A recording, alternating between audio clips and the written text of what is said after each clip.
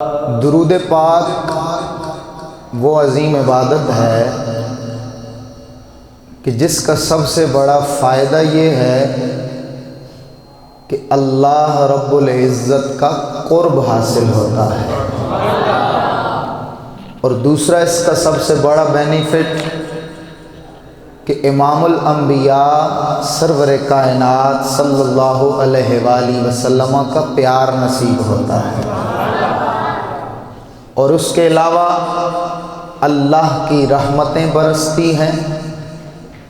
بندہ مومن کے درجات بلند ہوتے ہیں اور گناہوں کی معافی ملتی ہے۔ حدیث پاک میں ہے سرور کائنات صلی اللہ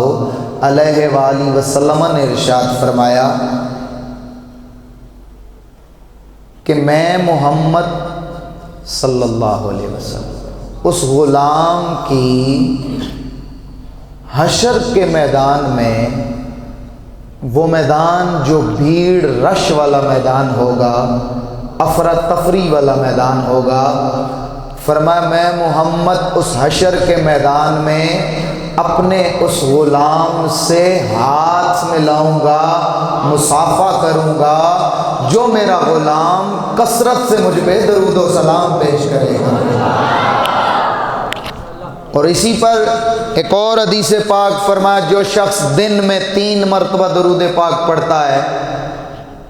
پورے دن اور رات 24 گھنٹوں کے گناہ وہ درود اس کے لیے کفارہ بن جاتا ہے۔ اور پھر فرمایا جو شخص ڈیلی 100 مرتبہ پڑھتا ہے، اللہ رب العزت نے اس کے لیے یہ انعام رکھا ہے کہ میں محمد پر اس کی شفاعت لازم ہو جاتی ہے۔ اور فرمایا جو شخص 1000 مرتبہ ڈیلی درود پڑھتا ہے، اللہ رب العزت اسے مرنے سے پہلے پہلے جنت میں اسے اس کا ٹھکانہ اور محل دکھا دیتا ہے۔ سامعین دی وقار، میں نے آغاز میں درود کے حوالے سے 2-3 احادیث پیش کی ہیں، اسی بات کو آگے بڑھاتے ہوئے جاتے ہیں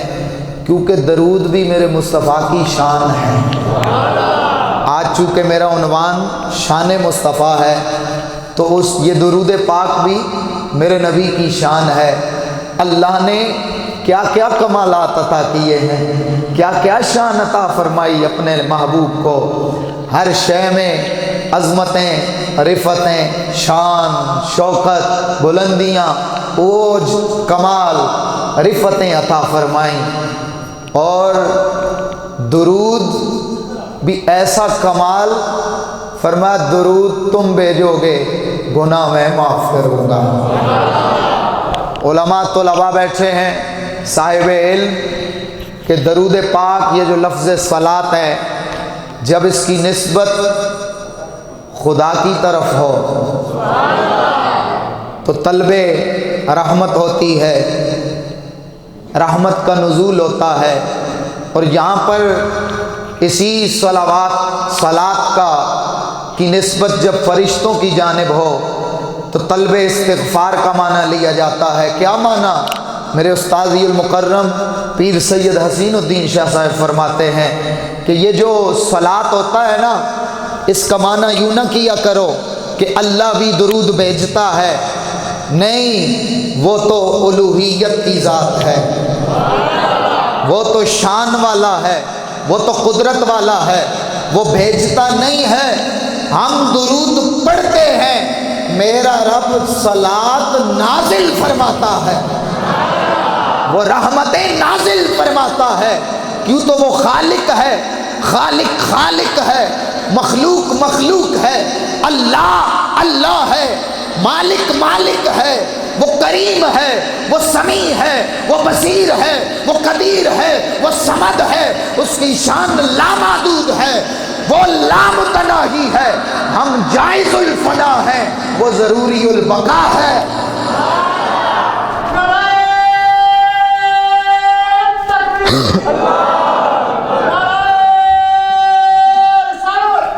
ہم جائز الفنا ہیں، وہ